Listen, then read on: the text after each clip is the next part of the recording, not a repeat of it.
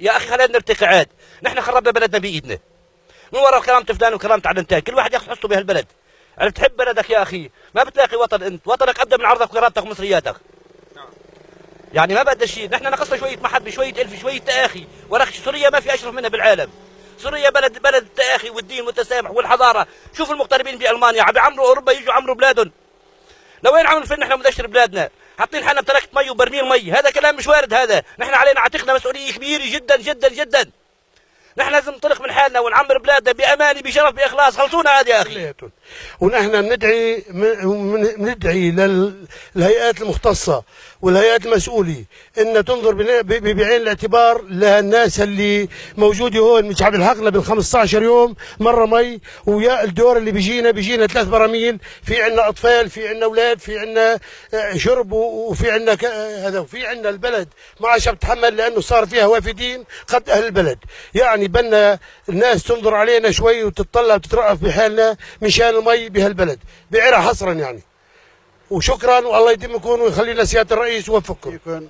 نحن بنشكركم على لفتة النظر بهذه الشكوى اللي اجت على هالبلد. وما بدي زيد اكثر ما قال رفيقنا. يعني صح في شح وفي غير تنظيم بالدور وفي ناس عم تتلاعب بالدور، وهذا الشيء ملموس جدا.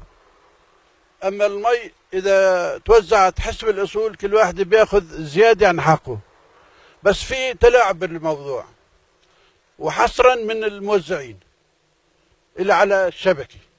واكثر من هيك البلد ما بتحتاج الا في 3-4 ابار. وين بدها تروح؟ اصبح في ناس مستغلين هذا الظرف. المسؤول عن المي اصولا يرد على التليفون بالدرجه الاولى. أنا حكيت نهار الخميس الماضي، مشكور سلمان شرف الدين مشكور رد علي وقلت له خيي في عندي أزمة مي. جاب لنا المي نهار السبت. نهار السبت ساعتين مي، 10 براميل مي. 10 براميل مي فقط ل 11 يوم، وعيلتي 5 أنفر.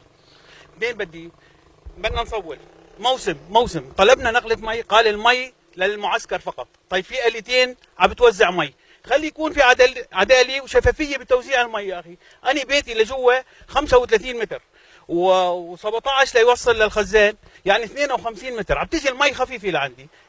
يعني مسؤول الشبكة عرف هالموضوع انه انا عم بيجيني مترين مي فقط بالدور. مترين مي ب 11 يوم 15 يوم والله ما بكفي. بس نحن بنتامل. يشكر سلمان شرف الدين، يشكر يا اخي، رد على التليفون، رجع يا اخي. في آلتين عم بتوزع مي على البلد. طيب خلي يكون في شفافية بالموضوع، يعني نعرف انه فلان محتاج اخي وزع. بس نحن بنطلب بس بعدالة التوزيع، عدالة توزيع المي بس. وشكرا لكم ويسلموا ايدياتكم ومشكورين جدا للفتة هذه. بالنسبة للوافدين في مؤسسة بترعاهن اللي هي شو اليونسكو أو هذه المنظمة الهلال الأحمر، وعاملين لهم أكثر من خزان للاستفادة من المياه. طيب كل الأعاني كلها للوافدين وأهل العراق. طيب ما هي إنتاج لهالبلد ومن هالبلد، فوين عم تروح المي؟ نحن 6 و7 العادي. بس مثلا البلديه يا اخي تاخذ رسم 2500 3000 ليره، تهون على المواطن وتشغل في اليه. هذه يعني هالاليه لكل العالم. مثل الفقير منين بده يجيب ال 6000؟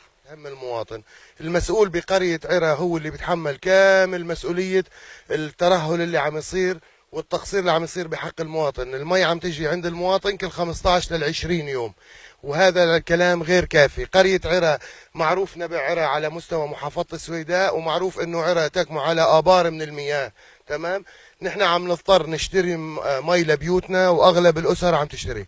اما بنوه لملاحظة ثاني، ابن قرية عرا بتقديم الشكوى للمسؤولين لتحصيل حقه، بحاجة انه حدا يجي يحصل له حقه. شكرا لكم واهلا وسهلا فيكم بقرية عرا.